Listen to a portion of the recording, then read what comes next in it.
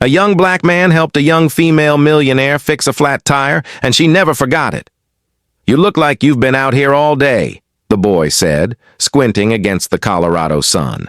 He was about 19, tall but lean, with deep brown skin and his sleeves rolled past his elbows. Sweat clung to his neck, and the laces of his worn work boots dragged through the dust as he stepped off the gravel shoulder toward her stranded Porsche. Sienna Taylor lowered her sunglasses, more surprised than alarmed. "I've been here long, enough to hate every cactus in a 5-mile radius," she said, brushing a strand of hair from her flushed cheek. The boy chuckled, gentle and genuine. "Mind if I take a look?" She hesitated.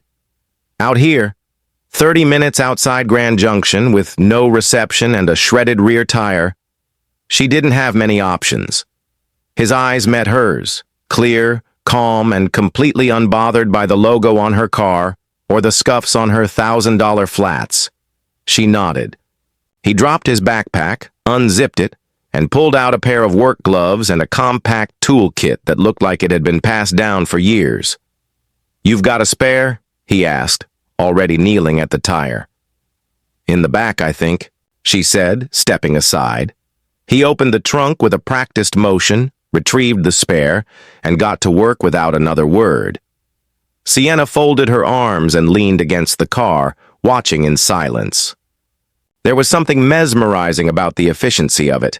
How he didn't waste a movement, how he tightened bolts with a rhythm, how the sun bounced off his brow and caught in the dark curls clinging to his temple. "You do this often?" she asked finally. "Sometimes," he said without looking up. "My uncle owned a shop in town, taught me everything before he passed." The answer silenced her. After a few more turns of the wrench, he stood and wiped his hands on his jeans. "You're all set." Sienna reached for her wallet. "Let me pay you." He held up a hand, stepping back. "No need, ma'am. I'm just glad I came down this road today." Her fingers froze halfway inside the leather clutch. "You don't want anything?" "I've got what I need," he said simply, slinging his pack over one shoulder. She didn't know what stunned her more, his skill or his refusal. "What's your name?" "Jalen," he said. "Jalen Brooks." "Sienna," she offered, almost reluctantly. "Taylor." He nodded once, smiled, and started walking up the hill, the late sun stretching his shadow across the cracked asphalt.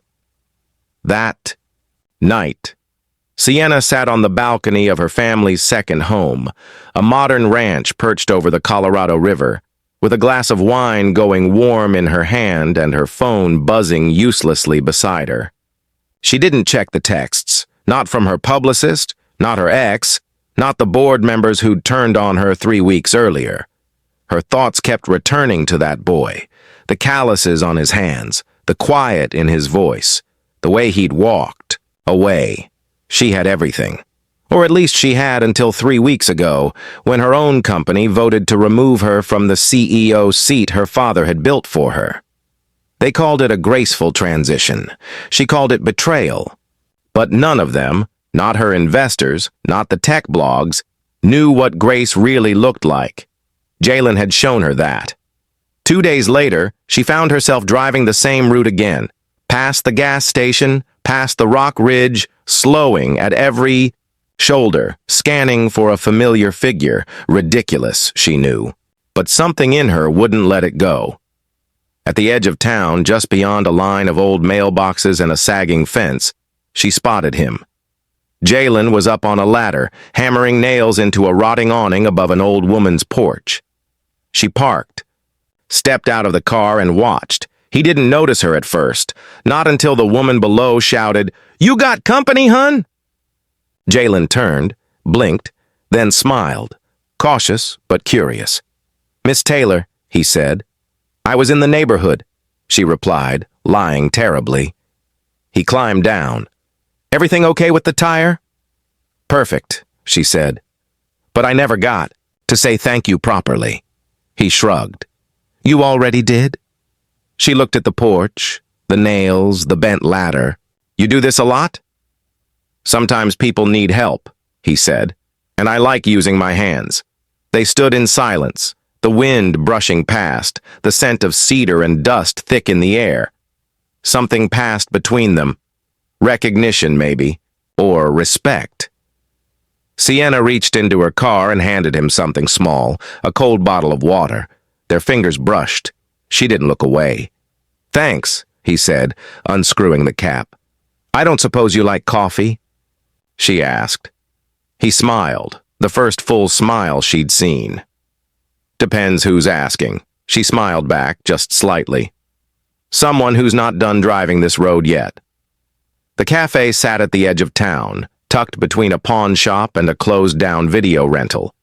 The air inside was thick with the smell of fried potatoes and the slow hum of a dusty ceiling fan. Locals leaned over chipped formica tables, sipping lukewarm coffee, swapping stories without urgency. No one noticed the woman in designer jeans and a gray linen blouse slip into the corner booth, except the server, who raised an eyebrow at her polished heels. Sienna smiled politely, ordered black coffee, and settled into the cracked red leather seat. Her eyes scanned the window across from her, looking toward the street where she'd seen Jalen on that ladder 2 days earlier. The image hadn't left her. The hammer in his hand, the curve of his back, the quiet rhythm of someone who didn't seek recognition. A bell rang above the door, and a gust of warm air followed a familiar silhouette. He was dusted in sawdust, sleeves rolled, hands darkened by work. Jalen stepped in, nodded at a man behind the counter. When he turned and caught her gaze, his body stilled just for a second. Sienna stood, her fingers lightly gripping the back of the booth. "Hey," he said, offering a polite nod. "Didn't think I'd see you again." She gestured to the seat across from hers. "Join me." Jalen hesitated, then sat slowly, as if unsure whether this was a trap or a joke. "I don't usually do coffee breaks with millionaires. I don't usually chase down mechanics," she said with a smirk. He chuckled under his breath. "I'm not really a mechanic." "You fix things," she said simply. "You fixed me?" Jalen tilted his head, unsure what to do with that. "You were just stuck, that's all." "Sometimes being stuck is more dangerous than being broken," she said quietly. Their coffees arrived. He stirred sugar into his slowly, watching her through narrowed eyes. "So," he said after a pause, "why are you really here?" Sienna exhaled, glancing out the window. "Honestly, I don't know. I was driving, and I ended up here again." He leaned back. "You're not used to being curious without a reason, are you?" She met his gaze. "I'm not used to someone walking away from me." Jalen looked down at his cup. "People like me don't usually get asked to stay." A silence fell between them. Heavy, but not bitter. The kind that acknowledged weight rather than trying to escape it. "I grew up in a home where nothing stayed fixed," he said finally. "Mom left. Dad drank. My aunt kept things together with duct tape and prayer. So I learned early, if something's broken and you can't replace it, you better learn to fix it." "And you never ask for help?" she asked. "I asked this guy," he said with a quiet smile. "It's cheaper." She laughed, and it wasn't forced. He liked that. He glanced out the window toward the church across the street. "What about you? What brings a woman like you to a place like this?" Sienna looked away, searching for words. "I lost something," she said finally. "Maybe I never really had it. I don't know, but when I left the boardroom for the last time, no one looked me in the eye. They just handed me a check and said, 'Thank you for your service,' like I'd been dismissed from the military." Jalen's fingers drummed once on the table. "Sometimes the exit is the best part of the building." She smiled at that. "You're good with words." "I build fences for a living," he shrugged. "Gives you time to think." They sat quietly for a moment, the silence softer now, more familiar. Then Sienna reached into her bag and pulled out a small leather-bound notebook. She slid it across the table. "What's this?" he asked. "An idea," she said. "A sketch for something." I've been thinking about a community shop, tools, mentorship, maybe even training programs, but it needs someone who actually knows how to build things. Jalen didn't touch the notebook. You barely know me. I know what you did when no one was watching, she said. That's more than I can say for most people in my world. He picked up the notebook, turned it in his hands, and opened it slowly. Blue ink, simple sketches, rough ideas, but the intention was clear. I'm not sure I'm the right person for this, he said. I'm not sure I am either, she admitted. Their eyes met again. This time, neither of them looked away. Outside, the wind kicked up dust across the pavement. Inside, two strangers sat across a table with nothing but coffee, a dream, and a connection too new to name. Okay, he said finally, voice low but certain. Let's see where this road goes. The Carrington estate was nestled in the Aspen foothills, far from the cracked sidewalks and rusted fences of Jalen's neighborhood. The main house stood 3 stories tall, a marriage of steel and glass, the kind of structure that belonged on the cover of an architectural magazine. Spotless windows reflected a sky too perfect to be real. It was the kind of place where every bush had been shaped and every flower bed had a contract. Jalen stood at the front steps with his hands shoved into the pockets of a button-down shirt Sienna had insisted he borrow. It was clean, pressed, unfamiliar, just like the world behind those double doors. You sure you want to do this? She asked softly from beside him. He shrugged, not looking at her. I'm just here for the food. She laughed gently, reached for the brass handle, and pushed the door open. Inside, warm light spilled from chandeliers and laughter echoed off marble floors. Dozens of guests, dressed in tailored jackets and sequined dresses, mingled around a piano and clinked glasses filled with expensive wine. A jazz trio played softly in the background. Heads turned as they entered. Sienna's arm brushed his as they walked. They're just people, she whispered. No, he replied, eyes scanning the room. They're your people. A man in his 50s approached with a practiced smile. Sienna, finally. We thought you weren't coming. His eyes flicked briefly toward Jalen, then back to her. And you brought a guest. This is Jalen Brooks, she said firmly. He's helping me with a new project.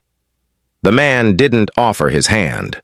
Charmed, he said flatly before turning back to his glass. The warmth in the room felt thinner now. Jalen stepped to the side, letting Sienna glide into conversations, with the ease of someone born into a world of highball glasses and casual dominance. He drifted toward the edge of the room, pausing by a long table lined with hors d'oeuvres he couldn't pronounce. He reached for a toothpick, skewered something that looked like meat, then hesitated and took a cracker instead. You're not from around here, are you? A voice sneered. He turned. A young man, maybe mid-30s, crisp blazer, drink in hand, wore a grin that didn't reach his eyes. Excuse me? Relax. Just making conversation, the man said. Sienna tends to bring home projects. Jalen's jaw tightened. She didn't bring home anything. The man chuckled. Easy. I'm just saying, she's known for picking up lost causes. Dogs, startups, strangers. Before Jalen could respond, a quiet voice cut through. Is there a problem here? Sienna. The man straightened. No problem. Just chatting with your friend here. Sienna's eyes locked on him, ice behind the smile, then find someone else to chat with. The man walked away, muttering into his drink. Jalen turned to her. That's what this is to them. A show. A charity case. She looked embarrassed. He's a jerk. Yeah, but he's not the only one staring. They don't matter. They matter to you, he said quietly. And I don't. She didn't answer. He stepped away from her, out through the side door and onto the terrace. The night air hit him like a confession. He leaned on the railing, looking out over miles of darkness dotted with distant lights. A few seconds later, she followed. I didn't think it'd be like this, she said. He didn't look at her. Didn't think I'd be on display. I wanted you here. Yeah? Or did you just want to feel better about yourself? That hurt. She said nothing. He finally turned. His voice was steady but low. I'm not angry you're rich. I'm angry that you thought bringing me here would make anything easier for either of us. You think I don't see it too? She snapped. The way they look at me since I left the company. Like I'm broken. Like I lost my edge. And yeah, maybe I brought you here because I wanted them to see something good I found outside their world. He stared at her. Turns out, she said bitterly, you don't want to be seen either. Silence. Heavy and real. Then he said, softer, I've spent my life blending in so I wouldn't get hurt. She stepped closer. I'm not here to hurt you, Jalen. Then don't parade me. That landed. They stood inches apart now. No music, no voices, just the hum of a landscape they both suddenly felt alien to. He glanced away. You don't know what it's like to walk into a room and wait to be called the mistake. She exhaled. Maybe not. But I know what it's like to stand in one and not know who I am anymore. For a moment, the distance between them didn't feel like money, race, or history. Just two people trying not to drown. He looked at her again. I should go? She nodded, eyes glassy. Okay. He stepped past her, paused, then without turning said, It wasn't the food. I came for you, and he walked into the night. The afternoon sun beat down on the gravel lot outside Thompson Hardware, where the smell of cut lumber and machine oil hung thick in the air. Jalen stood under the shade of a half-assembled shed, hands deep in a box of bolts, pretending not to hear the car roll up behind him. He knew the engine by now. Smooth, precise, foreign.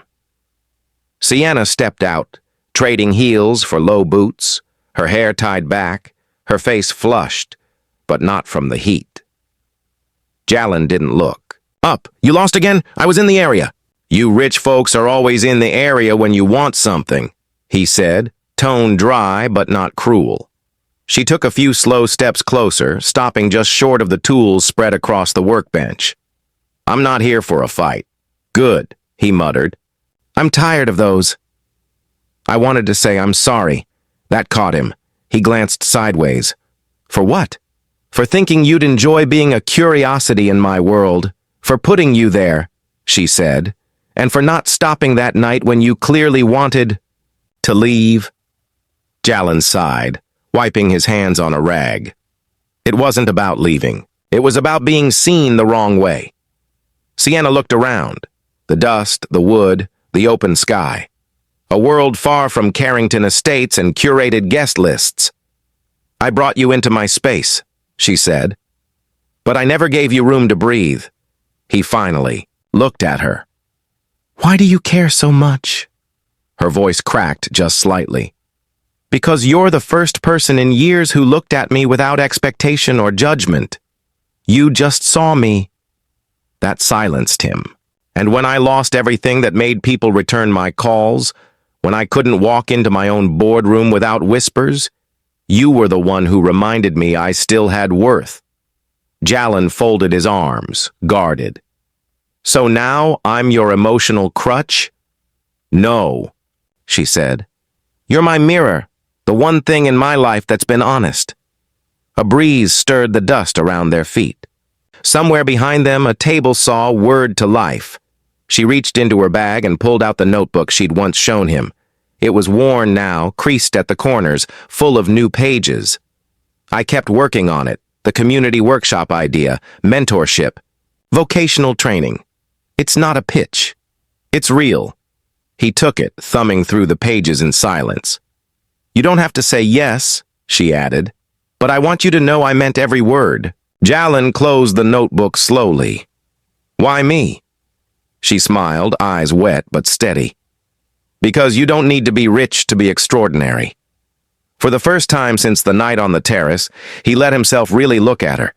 Beyond the wealth, beyond the chaos she came from, just her. He nodded once. All right, I'll help you build it, he said. but on one condition. What? You stop apologizing for loving something real. Sienna blinked, then laughed, soft, grateful. Deal. Later that week, they sat across from each other on the tailgate of an old pickup parked at the edge of the lot, plans spread between them, coffee in hand, dusk sinking into the mountains. Jalen pointed at one of the blueprints. You drew this electrical setup backwards. Sienna frowned. No, I didn't. He raised an eyebrow. She sighed. Fine, maybe I did. He smirked. You're lucky I'm patient. I'm lucky for a lot of things lately, she said, sipping her coffee, eyes on. The horizon. They're going to come after me again, you know. The board, the press. They'll think this is a vanity project. It's not. They'll say I'm throwing money at a boy I barely know. Jalen shrugged, then let them say it. She looked at him. You're not afraid? I've been underestimated my whole life. It doesn't scare me anymore, but it does fuel me. Silence again. But this time it wasn't tense. It was sturdy, like something building. Then he added, almost casually, You're not the only one who lost something. She turned toward him. I lost faith a long time ago, in people, in fairness, in second chances, but you showing up every time, that started something. Her voice softened. Where did it begin? He looked at her, really looked. There it was. Hope. The Denver Civic Convention Center gleamed under the late spring sun, its glass panels reflecting like polished armor. Inside, rows of seats were filled with tech investors, media personalities, and startup elites buzzing with anticipation. A massive LED screen behind the stage pulsed with sponsor logos and the afternoon's agenda. Sienna stood backstage, microphone clipped, palms damp. You don't have to do this, her assistant whispered. Yes, I do, she said, her voice steady. They need to see the truth. She adjusted her sharp, matte black blazer and stepped forward as her name was announced to polite applause. Please welcome Sienna Taylor, founder of Elevate Tech and former CEO of Carrington Green. In the back row, Jalen watched. His borrowed blazer sat stiff on his shoulders. His work boots didn't match the polished shoes around him, but he didn't care. He wasn't there to fit in. He was there because she wanted him to be. Because he wanted to be. He knew what this moment meant. Sienna walked to the podium. The lights hit her like a wave, but she didn't flinch. She looked across the sea of expectant faces, then down at her notes, and didn't read them. I'm not here to talk about market projections, she began, her voice calm but firm, or IPOs, or exit strategies. A ripple of confusion spread across the audience. I'm here to talk about something else, about what happens when we lose sight of people in the pursuit of profit, when integrity is traded for influence, when the voices that don't wear suits are silenced. The room shifted. The murmurs sharpened. You all know I left Carrington Green, she continued. What you don't know is why. Behind her, the screen flickered, not with graphs or panels, but with an image, a messy workbench, hands covered. In sawdust, a young man teaching children how to build something real. I left because the people I worked with stopped listening. They forgot that innovation comes from unexpected places. She took a breath. Last month, I brought a young man, Jalen Brooks, to an industry event. Maybe you read the articles. Maybe you saw the comments. She paused. Her throat tightened, but she pushed through. What none of you saw was what I saw. A builder. A teacher. A man with more wisdom than some of the executives I sat beside for 10 years. Her gaze moved toward the back where Jalen sat, though she couldn't see his face. I love him, she said. The room froze, phones lifted. A silence hung, sharp and fragile. And if that costs me your funding, your respect, or your invitation to next year's keynote, she added, so be it. Because I'd rather build something honest with him than keep pretending with any of you. She stepped away. Backstage, her assistant looked pale. Sienna, the press, let them write, she said, unclipping the mic. I gave them something worth writing. Down the hall, Jalen waited, frozen. You didn't have to do that, he said quietly. You could lose everything. Then let me lose it with intention, she replied. You meant it? All of it? Every word, she said, stepping closer. They stood inches apart, the storm of cameras and headlines already brewing behind them. Then I'm staying, he said. A beat. Good, she whispered, voice cracking just slightly. That night, the internet burned. Headlines flared, tech CEO declares love for builder at industry summit. She walked away from fortune for a man with dirt under his nails. The backlash was swift. Investors withdrew. Board members distanced themselves. But something else happened too. Letters came, emails, handwritten notes, teachers, veterans, welders, grandmothers, stories from people who had been unseen suddenly feeling seen. One stood out. A letter from a 12-year-old girl in Detroit. My brother says I can't build because I'm a girl. But you showed them. You built something brave. Sienna read it aloud to Jalin that night under a sky full of stars, sitting on the porch of the new workshop they were building together. She gets it, Jalin said. Yeah? Sienna smiled. She does. He looked at her, eyes soft. You didn't just break their silence. What do you mean? You broke mine. 1 year later, the morning sun stretched long across a gravel driveway outside Grand Junction, Colorado, where an abandoned warehouse once stood. A new building rose, clean lines, pine siding, corrugated steel. Across the front windows, Brooks and Taylor Institute skills, dignity, future. Inside, the scent of sawdust mingled with fresh coffee. Young men and women, black, white, Latino, Navajo, laughed and worked side by side. Jalin stood at the head of the room, denim apron streaked with chalk, demonstrating a perfect dovetail cut. Students watched, not out of obligation but admiration. He wasn't out of place anymore. He was home. Sienna stood at the entrance, greeting community leaders and donors. Her phone buzzed endlessly with missed calls and press requests, but she didn't look at it. Outside, a podium waited, framed by flags and newly planted trees. Jalin stepped to the mic, adjusting it with steady hands. He looked out at the faces, familiar and new, and smiled. I used to think some people were just destined to stay small, he began, his voice steady but warm. That no matter how hard you worked, no matter how much you gave, there were rooms you'd never be invited into. He paused, scanning the crowd. And then I met someone who didn't wait to invite me in.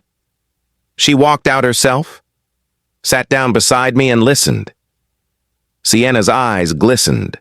A few people in the audience dabbed at their tears. She didn't. Hand me a ladder, he continued.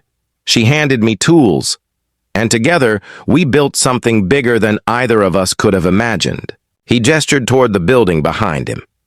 This place isn't just for kids learning to make furniture. It's for anyone who's ever been told they don't belong. It's for the quiet fixers, the ones who don't wear suits, the ones whose hands tell stories.